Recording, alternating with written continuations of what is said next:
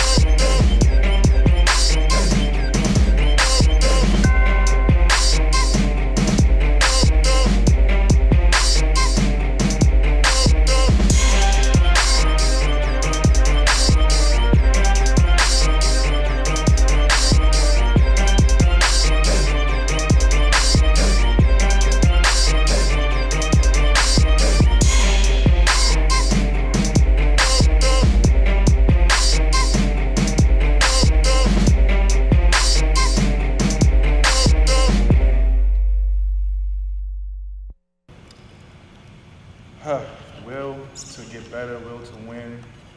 As I told you before, I get text messages from him when we set up a workout. Can you bring the weight vest? Can you bring something that's going to make the workout harder? He doesn't shy away from hard work. So, I mean, that in itself, as you know, as a former basketball player and still in the basketball world, that's a blessing right there to have just to have. Yeah, definitely. I mean, there's always room to get better. I feel that, I mean, the more I work, the more efficient I can get. Just being tired and being able to push through it, I mean, I think that's what, really helps me be able to be more efficient on the floor. Because, I mean, once you get tired, once you get to, like, the fourth quarter, I mean, I'm able to, still make shots during that time. It's pretty tough because, I mean, you got bigger guys, bigger than me, taller. Every team is good. I mean, they have good players, guys that are ranked high. And, I mean, it just makes me want to work harder and show that I can play on that level. And, I mean, it's pretty tough. It's pretty tough, but, I mean, as you can see, I still produce.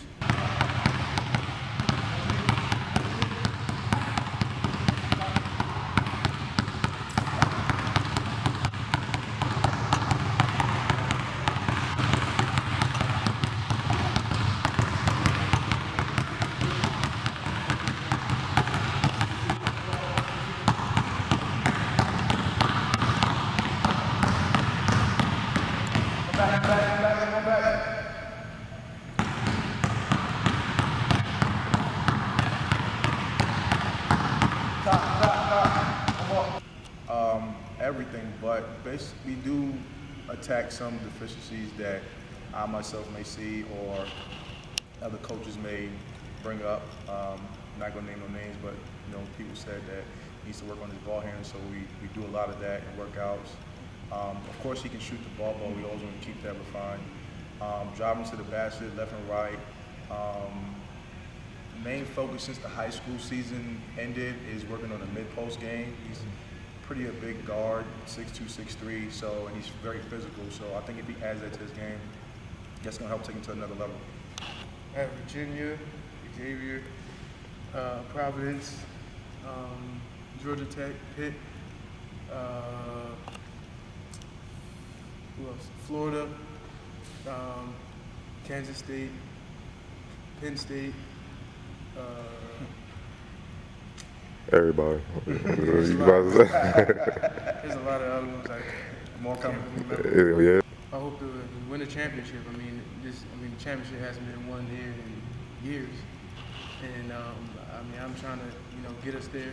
And my brother went here, so I mean, he's the all-time leading scorer here, and I'm trying to break his record. I mean, I'm like further, like I'm past him right now as he was going into his senior year. So. I mean, if I keep going the pace that I'm going, I should be able to beat him. But other than that, just leading my team, being the best team player I can be, be a player of the year. That's one of my goals. Just being the best player in the league. That's how I want to be. I'm the best player in the league, and just win it all. You forgot McDonald's All-American, but that's all good. We ain't Oh, gonna- yeah. I thought you were talking about like as. No, I'm trying to help you get even more out there. Jordan brand, all that. Why not? So, but man, yeah, that's it, man. Appreciate you having you, and I'm gonna be watching closely, man.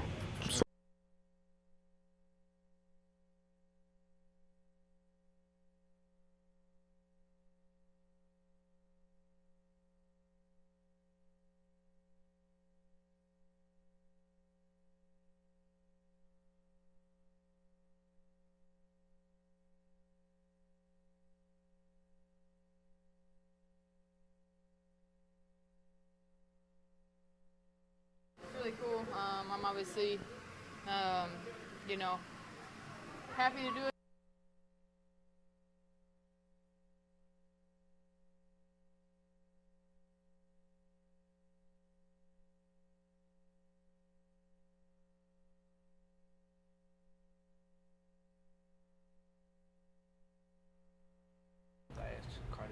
Good evening. Welcome to another episode of The Focus. It is our 25th episode, so congratulations to us.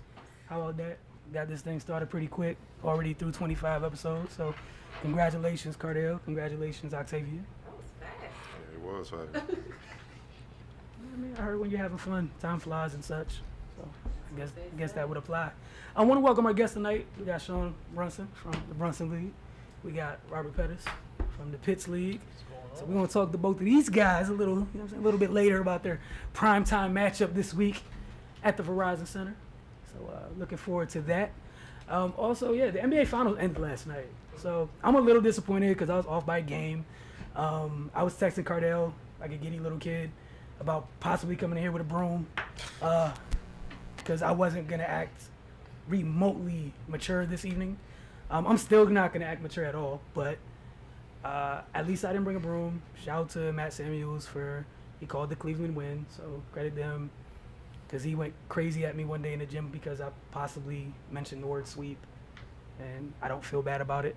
But you guys want to share your initial takes on the finals before we get started with everything else tonight? I'd say guess. Don't know, talk at once. Thanks.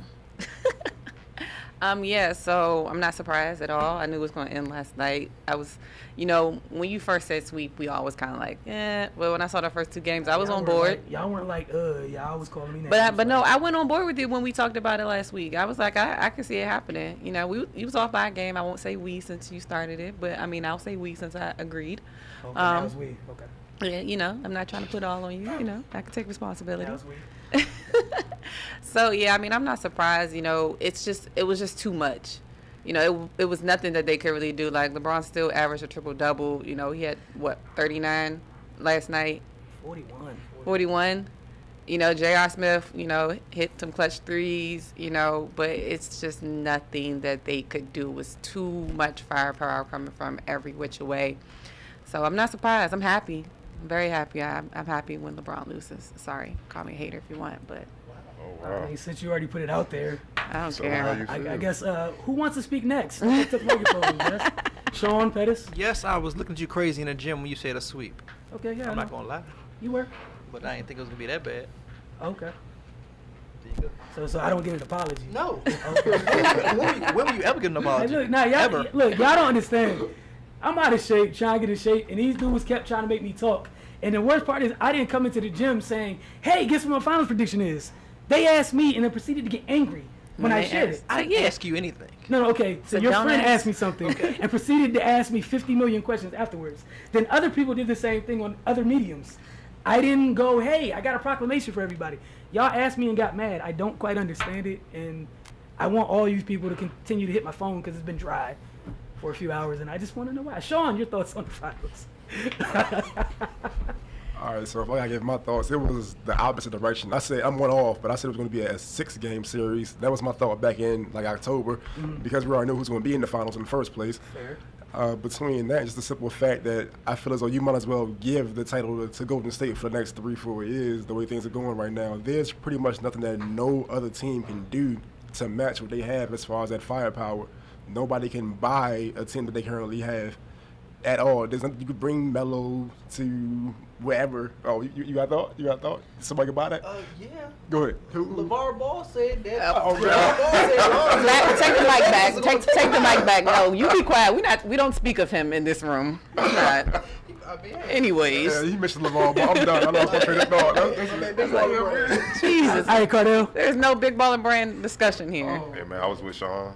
I did think it was going to go 6. I had to give LeBron and Kyrie the respect that they shown. I was like, they could at least get a game, but like you said, too much firepower. And, I knew the Warriors were on a mission, but yeah, this is a different KD. So, I know at the beginning people were saying they don't have enough size, but I'm like, he is the size. If he can bring it defensively, it's going to change the whole dynamic of the team. That's what happened. And, LeBron averaged a triple-double, but it wasn't his most efficient finals like the past couple of finals. And he couldn't do nothing with that boy. Yeah, he was tired. I mean, he probably still asleep right now. Exactly. I mean, it's the difference between playing free safety and being responsible for the best scorer in the league. Exactly, and we talked about it earlier. KD just basically one-upped him, in his own game. As far as I'm gonna go with some heavyweights and let's see what's up. So, shout out to him. He got the Finals MVP. Can't nobody say nothing. You may not like the move, blah blah blah. But at the end of the day, he still took it to the best player in the game and the defending champs. You gotta give it respect. Pretty much, man. We'd love to hear your thoughts. Hit us on Twitter, The Focus TV. Hit us on IG, The Focus TV. You might get a response, you might not, depending on where you're coming from. Depending on your basketball IQ. It also depends on how you feel. If you have any outlandish takes, keep them to yourself. Tweet me at Willie T Speaks, and no view there that is shared from that account reflects anything here at The Focus, Finest Magazine, or My Mind on Sports. So once you tweet that account, that is at your own risk, your own will. That is a disclaimer. Anywhere else, you'll get a nice political, maybe somewhat politically correct. Yeah, because I've seen a lot of crazy comments. Oh man, this is the most I've been on my personal account this finals in like a year. Some people tweeted me like, I forgot you had a personal account, because I couldn't say any of this stuff. There's some things you can't retweet on a regular account, and some things you can't say. Can I have your password? Oh, Lord. I can't say it loud. Hey, look. But I would love to take your account. Wow, and just, you know what? No, Pettis. Thank you for coming in. We're going to talk to you and Sean when we come back from this break. You guys are watching The Focus. We got a lot planned. We got 2 great guests going to talk about this big game on Sunday. I think it's like a quadruple header on Sunday at the Verizon Center. So definitely going to be fun times. We got some Mystics later. Told you guys we got a regular Mystics segment. Maybe an update on DC United right now. They're playing in the Lamar Hunt Cup, and it's 1-1. Might have another update later. And shout out to Lindsay Whalen. She's now the most winningest WNBA player at 295 games. So shout out to her, passing Swin Cash. You're watching The Focus. We'll be right back.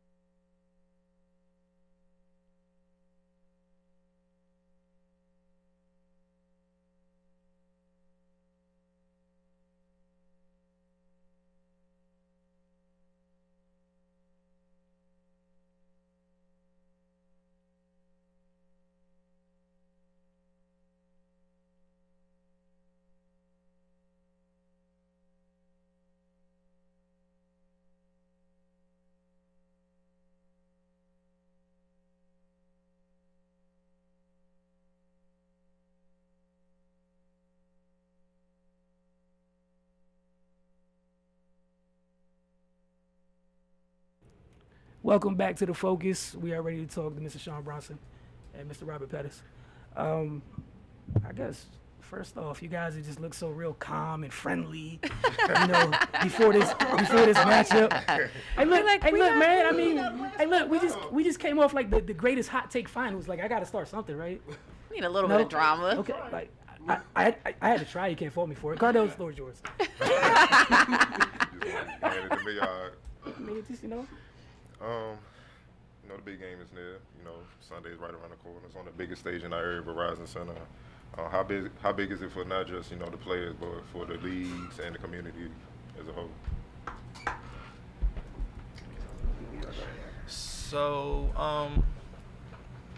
this was our fourth or fourth year playing the Verizon Center for the P.I.T.S League. You know, and then last year we had a hiccup. Yeah. We had a big hiccup, you know. And then Won't say no names. yeah, won't say no names, but, you know, that's cool. But Sean reached out to me about, you know, playing a game. Originally, I mean, I told him, I said, if you wanted to try, let's go on the big stage. He was like, no, not yet. I don't know yet. So, you know, like I said, we end up just getting the game together, you know, because it hasn't been a good DC, Baltimore, you know, whatever, just Maryland, DC, Baltimore game. It hasn't been one in a while, a long time, especially a respected one. So, you know, like I said, since we're both up-and-coming leagues in the area, you know, it's always good to start somewhere, you know, to have a little history to it, you know, because there's no fuss. There's no, you know, there's you know, we just having fun. Like I said, there's no beefs, there's no rivalry. You know, it's just a cultural thing. So, you know, just like you know, for my guys, you know, I try to get everybody a chance to play in the Verizon Center and have their family see them. You know, like I say, because who knows when they'll ever get the chance to play on that stage ever again in life. So, you know, for my guys, I think, you know, they enjoy it and they appreciate it, you know, when they get the chance. I would have to say pretty much the same thing. It's definitely a major opportunity to have them playing in the NBA arena. So when we did agree to do it again this year and on the major stage, I feel like I'm ready now. So it's like, we go ahead and do it now. Like last year was pretty much like the test run. You know, we had them early on. They came back and finished us off. But this year, we reloaded. They reloaded, definitely. I've seen their roster. Looks nice. We see yours too, though. I'm being humble. We had a nice one as well.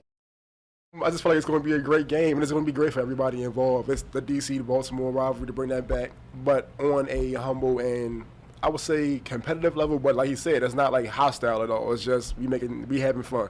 Everybody's going to have fun. Families and friends come out to see each other and see their loved ones do work on the court in the NBA arena. So it's going to be fun. Okay. And like you said, the rivalry, Baltimore-DC rivalry, go back before any of us we thought about. Before. Yeah. So, I mean, just how does it feel for both of y'all to be the power players now and bringing that together? I mean, it feels good to be, to be a part of, you know, the culture, the history of it, you know, to try to, you know, keep it going, like I say, because it hasn't happened in a while. Right. So, you know, it's like two good basketball areas, you know, need to, you know, collide. And, you know, there's no way to avoid it. So, you know, we got to make it happen. I definitely agree. For like two hotbeds, as they say when it comes to basketball, it's not just like on the East Coast, but in the country, period. Baltimore and DC produces some of the best talent there is. And it's like you constantly get overlooked. I mean, not really y'all with the Goodman League, you feel me? But what you got going on needs to be recognized as well. And I feel like you've given them an opportunity that nobody else has. So that has to be acknowledged as well. With us, this is only my fourth year doing this. So to be on that stage so fast and to get the players that I have that fast as well, it's an honor that he actually agreed to have this game with me. Because he could have been like, you know, oh, you brand new to this. I don't really know you. It's not going to happen. But he giving us a chance. So hopefully we go out and give him a competitive game again. Rosters. And Yes, kind of got an idea where I'm going to go with this. You know, I've been getting contacted by a lot of players saying, man, who was on the roster before y'all released them? Mm-hmm. Then y'all released them. And, you know, they be like, how he get in? You know, all the crying and stuff like that. So I want you guys on camera to explain y'all thought process when selecting players and why that may answer the question to certain players why they weren't selected. Oh, okay. All right, so let's so my roster was formed in kind of back from the hiccup from last year. Okay. I had about 12 guys last year. Yeah. that couldn't get a chance to play against their family and friends. They had to play against each other. It was an intramural scrimmage on the Verizon Center when it was supposed to be a game. So I kind of owed those guys the opportunity again to play this year, just because it's like, who wants to see y'all? Actually, y'all play Monday through Friday against these guys. Why do I want to see that? I want to see y'all play against somebody else. So I said some of my guys from the roster from last year, I owed them that game because they were, there for me when no one was there, and they still played. They played 6-on-6 for 40 minutes, probably one time out, literally, and they were going back and forth. So just for them to do that for me, I had no choice to give them a chance to play against the competition. For me, my roster was simple. It was a matter of choosing people who have been with me since day one. So it's like bigger names that have been made available this year, and they contacted me, was like, yeah, we definitely be on. Just let us know. Let me know we're with it. And I told them from the jump, I was like, I appreciate it, but for me, this is for the people that's been there with me, like I said, since day one. Like when nobody else was like, oh, nobody's giving you a chance pretty much. Nobody else knew about your league or wanted to take a chance on your league, and they were still there. So I was like, yeah, that's what I'm going with mainly. Respect for that. Man, y'all a little too humble though, man. Who gonna win it? Why, man? Let's get to it, man. Say that. We gonna win it. I want to keep it Baltimore. I'm keep my Baltimore right now. At the end of the day, I told him last year that they was gonna win because I had. So last year, again, the game we played, it was the Goodman Finals. So all my guys, it was a one-on-one game, best out of 3. I had, to let them play for what they were playing for, a championship, and which is always, I respect the Goodman League enough to say, look, go ahead, do your thing. Like I said, I've done that when we played Cleveland, we lost. Remember that. So it's just like, it's a bunch of times that I can sacrifice, and hopefully I get the guys, the guys with no names to come play, which basically what happened last year. Like I said, I had one of my all-stars come last year, J-Dub, came through, but I had 2 nobodies. I had 2 nobodies, R.J. Sims, and I had Brandon Allen, the older brother of Seth Allen, and I had two other guys that Sam bought. Other than that, that was it. That was my team. So like I said, just to show me that RJ and Brandon were able to step up for me and be there, of course they'll get a shot to play.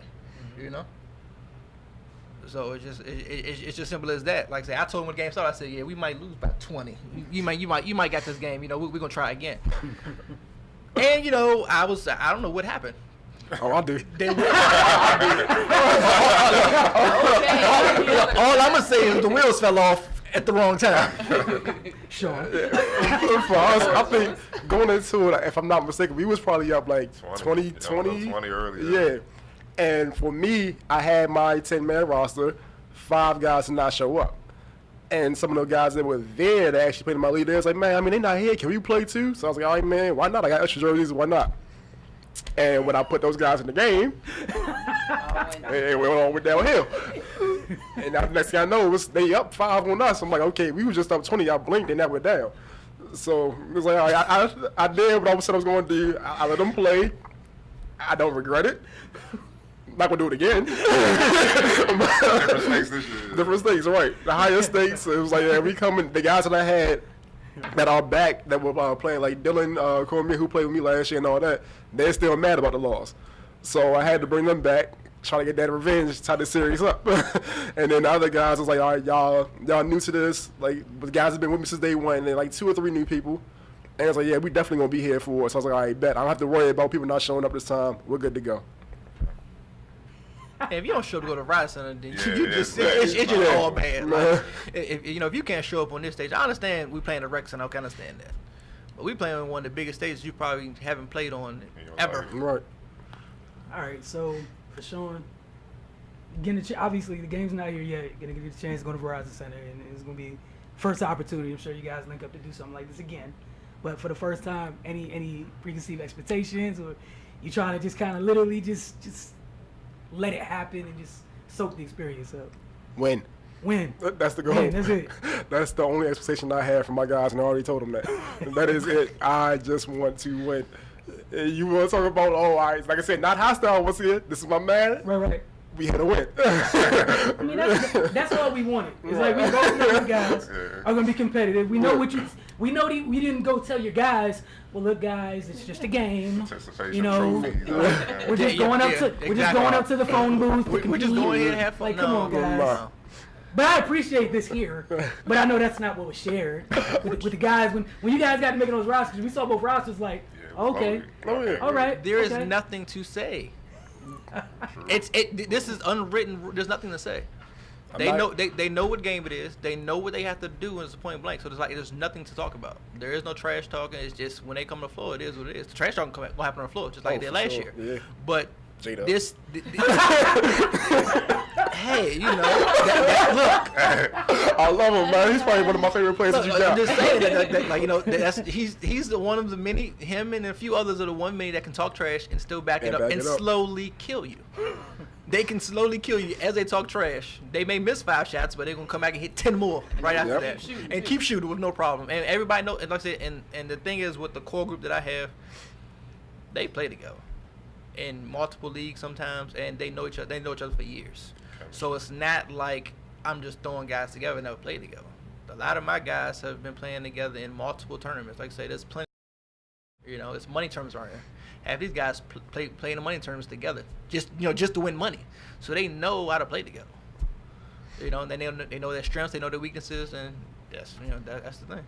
All right, just lastly, you know, we talk a lot just in this area, period, where people don't like to unite and do positive things. Did you guys thought about the overall impact of what that means just for you guys together and just having something like literally positive that's not just, oh, this is this and this is this and we don't want you to get ahead. It's literally 2 young guys got their own leagues, get a chance to compete, and you're still going to continue to build going your separate ways, Sean. Yeah, I mean, for us, it's like basketball is just, it's almost like it's the front pretty much. Like, this is what we're using to bring positivity to our respective communities. It's more than just the game of basketball. Like, I'm planning on being more involved as far as whether it's just like doing things like giveaways for the kids for my back to school events. I had that last year for my All-Star game. So my All-Star game is now an official back to school event. Throughout the year, next year I'm planning on doing stuff like get together, get canned goods for the homeless. Things that deal with different communities that are probably overlooked in Baltimore, to say the school system, for one. Everybody knows the Baltimore school system is terrible. No problem admitting that, got no problem to try to hide that. So for us, we want to be more involved with the school system and use our players to actually get the word out more, to go into the different public schools that are in the different hoods. It's like, oh, I can't make it out of here. Yes, you can. These guys have, and they're coming back to let you know that you can. So that's what we plan on doing. And I know he's got a lot up his sleeve because he's been doing this for a while. And just once he's just using that positive impact. That's all it is, being positive. At the end of the day, we're in 2 different lanes. Like I said, he has what he wants to do. I have what I want to do. There's no conflict. You know, we meet each other. We meet each other in the middle with basketball. But after that, we got 2 different areas that we cater into and what we're trying to do. So it's just like there is no conflict. There's no beef. There's nothing. So like I said, there's no reason why we can't work together to the common goal, which is basketball and helping our communities and the kids out. That's a long term. You know, just make sure these kids understand that they can get out in many ways as possible, and not just playing. You know, like I say, my organization, P.I.T Sports, we focusing on showing you the different avenues of sports, not just playing. You know, so just like we have internships, we have scholarships, we have community service, and we have so many stuff we're doing. So it's more than basketball, point blank. All right, you Octavia, Cardell, you got anything else? You guys touched everything. All right, so we're gonna head to a quick break. When we get back, talk a little Mystics, and then rapid fire. And Octavia, I know one of the questions. Haha. For the first time, I know one of the questions. I'm gonna let you figure that over the break. You're watching The Focus, and we'll be right back.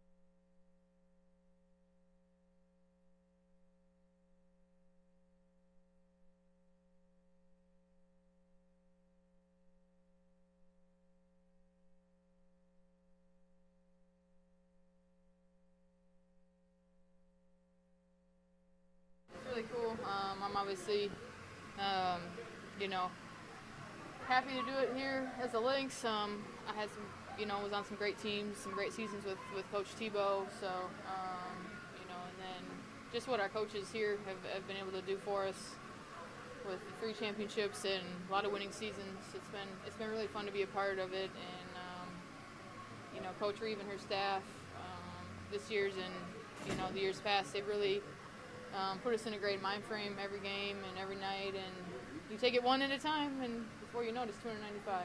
And it kind of goes fast, but it's definitely really fun to be a part of it. And yeah, just happy. Is this like an emotional milestone for you, or are you just like, man, I'm a little bit, yeah. I mean, a little bit, because you never think of this stuff when you're growing up. You know, you just work hard, you play as hard as you can. You come in as a rookie, not really knowing what to do, and next thing you know, 14 years later, you've you know won the most, you know, been a part of the most wins in history. So it's definitely an accomplishment that I don't take lightly, because this league is so good. There's, you know, 12 great teams made up of some of the best women athletes in the world, and so I get to play with 10 of them and with some great coaches. So I feel very fortunate, and also I understand that it's this league has been around for a long time, and it's really cool. It's a great league. I love playing in it, and so to be successful and have, you know, kind of that milestone is pretty cool.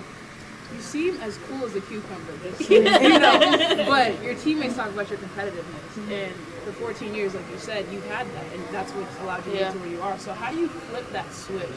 Well, I think every night you see what your team needs. You know, tonight it was a big assist game for us. We had a lot of assists. We really moved the ball.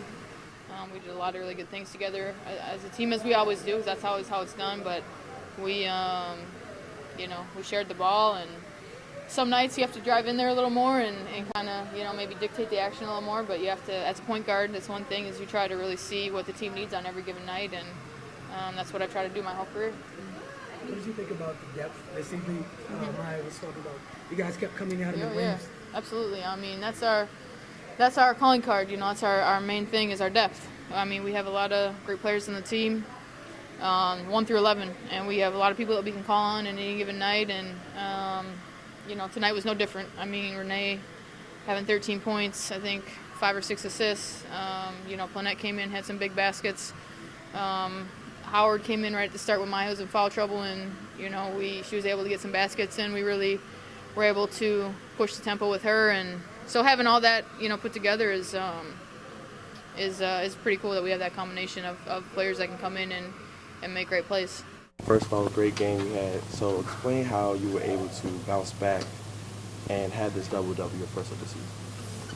The best part about it is it was less than 48 hours since our game, so we got to get back on the court right away. So it was just a great opportunity for us as a team to get better, to get back on the right track. And there was a void in the fact that they weren't very good at rebounding, so I tried to just exploit that and crash the glass. Any particular way on how you improved the rebounding with 13 rebounds there? No, I just went. Nothing bigger. I just went. Might have been my birthday, little birthday. I'll be here too. Yeah, probably all of that in one. Just the intention to go to the glass and go get it. Explaining team morale after suffering that defeat Friday and coming back and just responding the way you did. Well, we knew we had another game. That was the luxury of we didn't have to wait a week to play. We could get out of our system right away. So we wanted to go and bounce back today, and that's what we did. And we just stayed focused throughout the game and went out and won.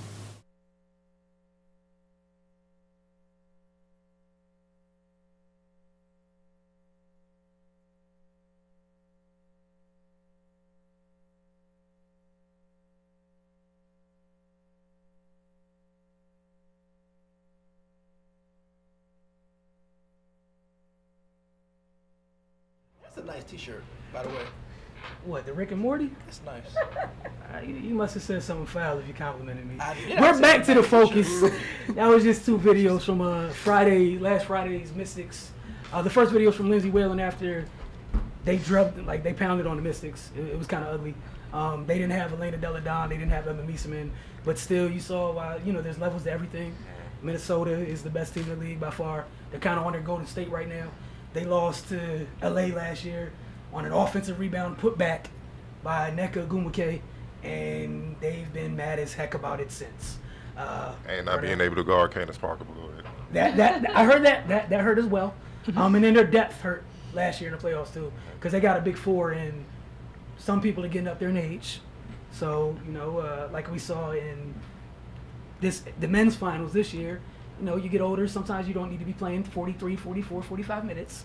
It takes an effect on you when you have no bench.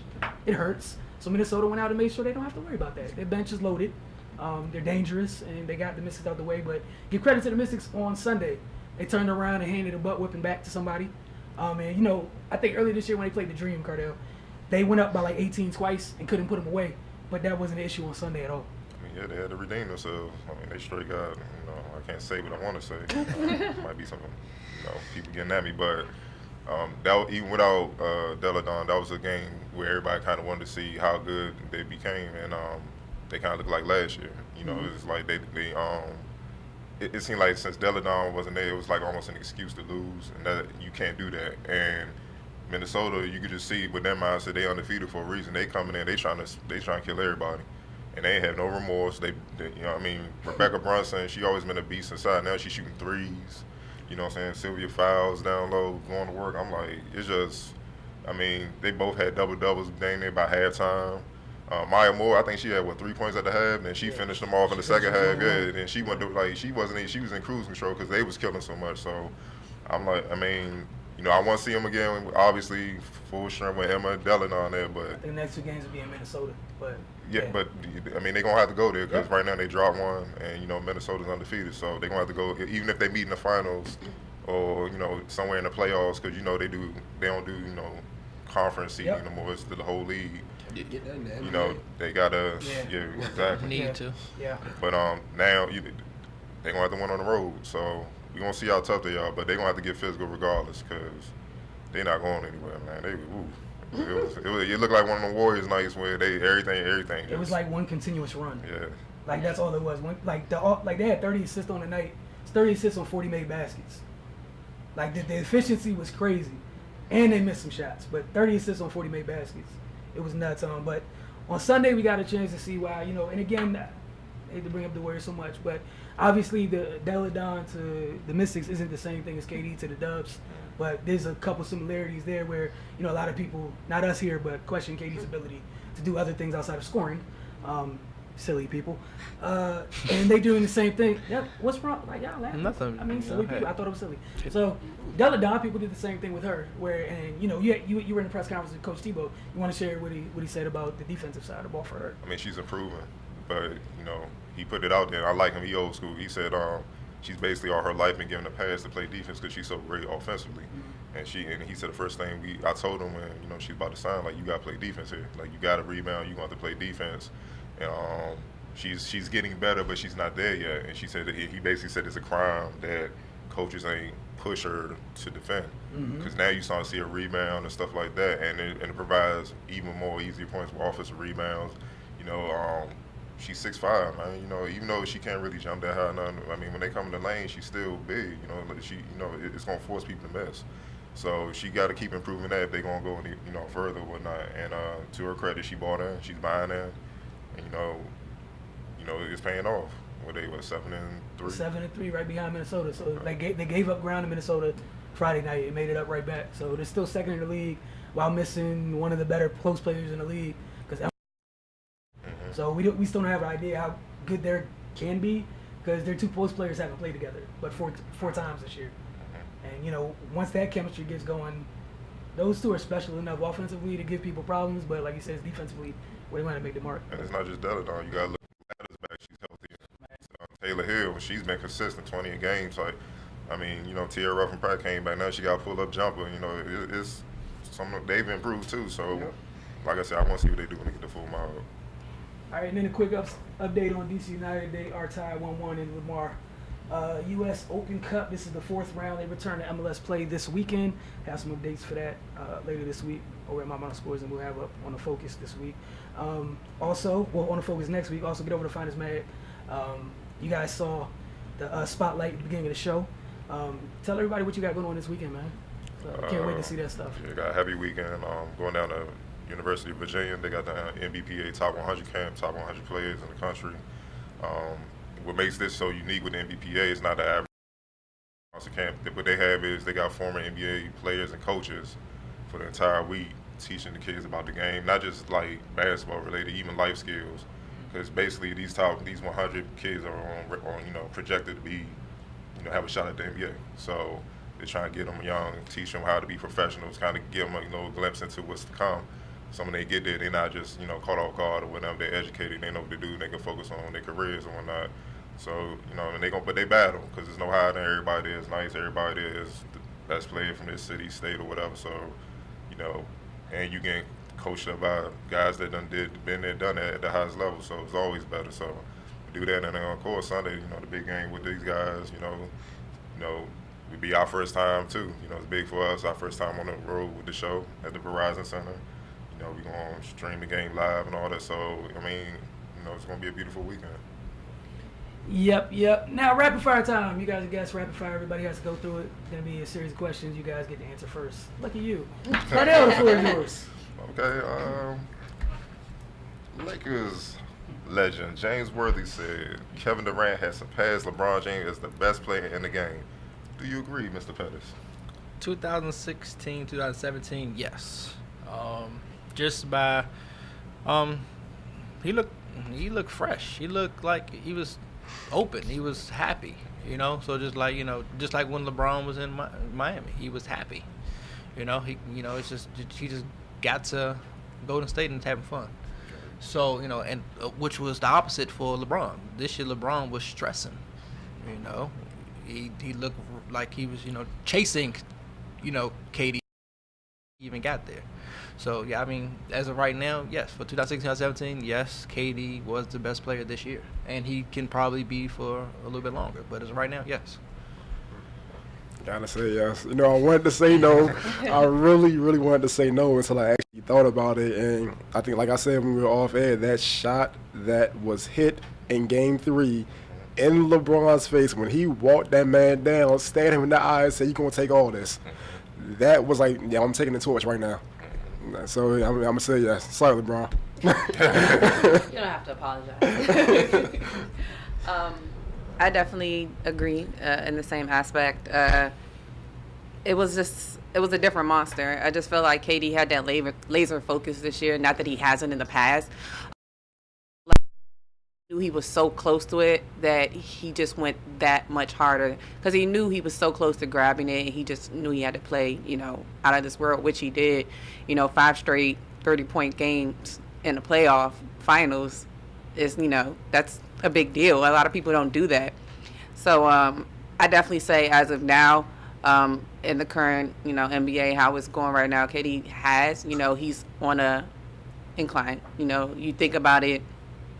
LeBron is soon, will be, winding down soon. Who knows how soon because you know how easy it is for him to bounce back next year. But at this present moment, yes, I agree. Yeah, I think maybe, they switch from 1A to 1B. True. At the most. Like, I don't think there's a significant drop-off, but I think this is the KD that we've been robbed of seeing for the last 7 years because he's free. Mm-hmm. Like, he's wide open, he's free. It's an actual offense. You're held accountable instead offense versus some of the bad habits. I know, Cardell, you brought that up during, in past times because a lot of people put the labels on Scott Brooks' offense at times when, we don't even know. You got to hold those two special players they had accountable at the same time. But I think he was definitely held accountable in Golden State. And I think maybe a more mature Kevin, a more free Kevin, and that played a bigger role into it. But from a basketball standpoint, it just seemed free. Like, he seemed like a perfect fit there amongst the rest of the wonderful weapons they have. Yeah, I think it's more to it is the reason why he left. I don't think he's going to put it out there. We're not going to go there, but, everybody's trying to put it on the player thing, but I think it's front office stuff. So it's a lot more to that. But regardless, the way he played, all you can do is respect him, man. Like I said, he turned a lot of critics into believers today, because it wasn't one game, it was consistent. Mm-hmm. And you got to look at it who he was doing it against. Mm-hmm. And this is why the competition was so incredible because, I don't think we've seen a matchup where it's like the two best players at that position in the finals since probably like, honestly, Jordan and Drexler way back in the day. Yeah. Where they had it both in their prime, same position, they going head to head. But just like, you know, Jordan took that throw where he took it kind of quick in the first half, but it was different. But, you know, KD showed it's my time, you know, so you're going to have to regroup. It's not going to be easy. And I think LeBron knew because, you know, after he beat the Celtics, he was like, man, I don't even want to think about them right now because he couldn't rest. It's not Harrison Barnes over there. Shit, you know what I'm saying? You got to play. Favorite player. So. Hey, hold on. I haven't mentioned dude's name, but like twice this year. It's your favorite player. Look, shout out to him. Mavericks, you know, in a different role. You're not missing Golden State at all. But good for you. So good. You Oh, know, you mercy. but like I said, man, respect to him, man. You know, he earned it. Go ahead, Carl. I was wondering if that was sincere for Harrison, but it's cool. Are we looking at a dynasty with the Warriors? Yeah. I'm retracting my statement. No. Ooh. Because Lonzo Ball is going to be drafted. I know. Can we kick him out yet? Joke. Okay. Sorry. Jeez. No, we You know that lifetime invite thing you had? It's about to be rescinded. You now got to. Don't worry about it. To come Don't worry by about it. On Sunday, I got a nice outfit for y'all. Don't worry about it. Outfit? Well, Yeah. Okay. Triple B's. Yeah, I'm Not happening. I'm just joking. No, but no, they do have a dynasty. I can see it, and there's no one that can beat them. There's no one that LeBron can get. There's no one that's been drafted. There's no one overseas. There isn't. I don't know. It's not a high school kid hiding in the corner somewhere. I don't know who you can't beat a team that works hard and that has fun. There's no way you can. Like I said, you can't beat them. Sean? Ain't nothing else to really say. I mean, yeah, it's a dynasty that handles it pretty much. There is nothing that you can do about that team. The youngest core of the team is under contract for a minute. Every other team, as I'm thinking about it, it's pretty much going to be them in Cleveland. That's to me in the near future. You can probably put that down like probably 2 more times. I don't see anybody else coming out the East, and I don't see anybody beating Golden State. It's a dynasty. Well, it just depends on who the Celtics get. Yeah. The Celtics, you know, the rumors that they're talking about, they could be close and knocking LeBron off. Rumors. I need to see something happen. You give it a week. First piece might be in a week. I think one big piece is in a week. That's going to be a piece Cleveland's not going to enjoy. But go ahead, Octavia. Yeah, I definitely think it is. Just like they have already said, it's nothing that they can do. There's nobody out there that they can take. And it goes back to, you know, the fact that all of them are superstars and all-stars in their own respective player. They could go to any team in the NBA and start, but a lot of them even okay with coming off of the bench because they know what type of organization, what type of team they play with. So I think a big factor in it as well is the fact that most of them are so, I won't say most of them, all of them are so unselfish that they play for the good of the team, not for the good of the person. You know, they don't really care about all the accolades. You know, you haven't even heard one thing about the fact that, you know, this is KD's first year and he comes in and he's the MVP of the finals and everything. You don't hear Steph complaining. You don't hear Clay complaining. You don't hear Draymond complaining about it. All they care about is the win. And I think that's going to take them far, you know, because it's so many egos in the NBA. It's so many people that just care about self and not really care about the team. I think that's one of the most vital points about them. And, you know, they believe in their coach. They got a good coach. They got a good core as well for the fact that their coach can be out games on end and they still know what to do. They still, you know, are in the same spaces that they're supposed to be in. They run the same plays like they're supposed to, and they do what they're supposed to do. So, yeah. Yeah, I'm with you guys. And the other thing is, and I've been saying this all day because some people have called me, but they didn't play one good complete game in the finals, and they won 4-1. They have yet to put together, like in that finals, they didn't put 4 great quarters together. We saw like a glimpse here, a glimpse there, but we didn't see like a consistent 48 minutes on both ends from them.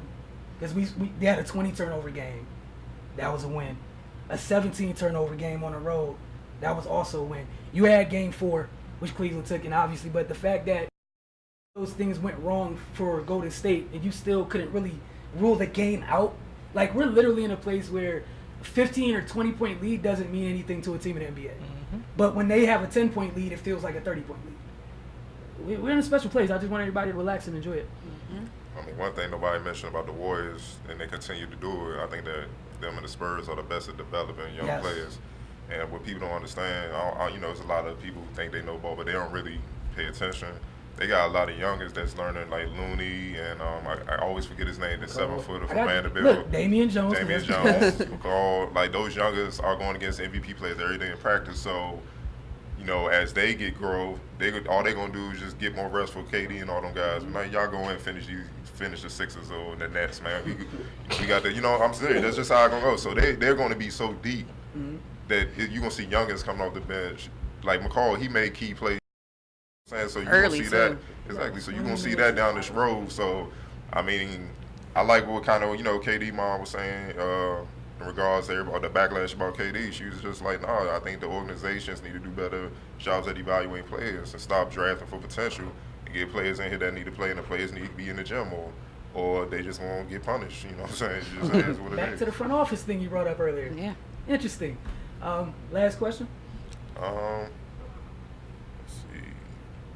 We keep it local, man. All season is here. Obviously, the Wizards need depth. Is Will Barton a good fit? He's a free agent. Is he a good fit? No, not for the Wizards. He is a good fit for somebody, but not the Wizards. From what I've seen, it takes him a little streaks to get on. So I don't think there's enough shots for him to catch fire with this team. Definitely not this team. I mean, somewhere in the East he'll be good, but just not the Wizards. Sean? Of course, I'm going to say yes, not just the Baltimore thing, but I'm going to still say yes. I feel like if you look at his efficiency when he's healthy, the man is a problem. He is hard to stop. And that'd be great to take some pressure off of John Wall, Bradley Beal, everybody else. Not even everybody else. I mean, offensively, they need help. Defense, he also plays that, and it gets overlooked at times because he does take plays off sometimes. But when he's focusing like that, like he was towards the end of the year, once again, tough on both sides and both ends of the court. So I would love to have a player like that playing in DC. I think they in love with Otto and Kibra so much. It just what's his name? Oubre, whatever. Oh, is it? Yeah, him. Whatever. Kelly, yeah, Oubre, whatever. Yeah, Kelly Oubre. Yeah, but like they in love with him so much. It doesn't like he wouldn't fit because it's a vet, it's a mid vet on the team, and it's youngins. So it's like he fits right at that vet where, you know, Scott Brooks may love his youngest so much it'd be hard to get him here.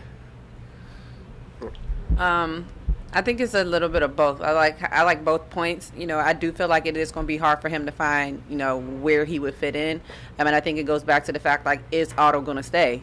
You know, everybody's talked about how well he did this year. Is he going to get another max contract somewhere else? Is he going to leave? So if that was to happen, I do think that he could possibly come in and be a good fit for them because I just like his energy. I feel like he plays hard all the time, and I feel like sometimes the Wizards don't always do that. So I feel like he could be a good energy guy for them too. You know, you got Markieff as the bad guy, you know, the bronze and everything, but you know, you never know what happens with the Wizards. It's a toss-up every year. I think it'll work. For one, I think he'll back up Bill, and I think he could be kind of like the guy that come off the bench should be a with Oubre. And you know, one thing that Scott Brooks don't really get the credit for, he develops players too. Once upon a time, I know KD is a special case, but Russ he wasn't seen as a future MVP when he first came in. Neither was Harden, neither was Ibaka. Those guys developed under him. So where they became that valuable.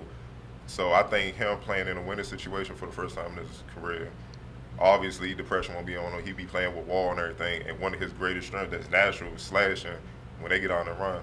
I think he'll thrive with Wall and Bill, running with those guys and whatnot. And that's another third guard that they need because they don't have that like we saw. Once those two came out, Brandon, no disrespect, Brandon Jennings and, you know what I'm saying, Trey Burke, and all, it was hell. That's why they got tired. So he could provide that, I mean, I don't even know everything he got in his game because he you know what I'm saying, like, he needs to be in a situation where he can be given a shot, and Brooks will make him do that because who's to say he won't even bring the ball up sometimes? Like, ball, you chill, you only have to play on the ball these couple plays, get a rest. Why can't he run for him? He used to do that in Memphis. He did that in high school, stuff like that. So he has that ability. He's a versatile guard. That's why I think he can help. Yeah, I'm with you guys before we close out the show. Not only do I like Will Barton as a fit for the Wizards, but I talked to you about this, and I think to like Mike, but I would double up the Baltimore thing. I would try to go like, I know Rudy's coming off an injury. You should be able to get Rudy. He should have a prove-it year. If you can get him for a reasonable deal, that significantly changes the way you look at the Wizards bench. Yeah, the other thing is when you want to play small, he's a little bit taller than 6'8". You could slide him at the small ball 4, which other teams tried but didn't do enough. And that changes your complexion of the bench because that's like 2 extra starters now. For if Keith gets in foul trouble, that's a different type of big you throw in at the 4. And that really changes how you look at things. So if it was me, and that's the length, the athleticism, I think again, and even from a rest, like just not only the rest, think about what it does for everybody else. You can't key in on those guys. With those guys slashing, shooting, defending, it's just different with that type of length. And we just saw a team with crazy length win a championship. Obviously, they had a lot of shooting, but length matters. Both of those guys can help. So we want to thank you guys for tuning into the Focus this week. Good luck to you both. We will be there. We will definitely have more for you. We'll have recap from Sunday's game on next week of the Focus. So thank you guys so much. We'll catch you next week.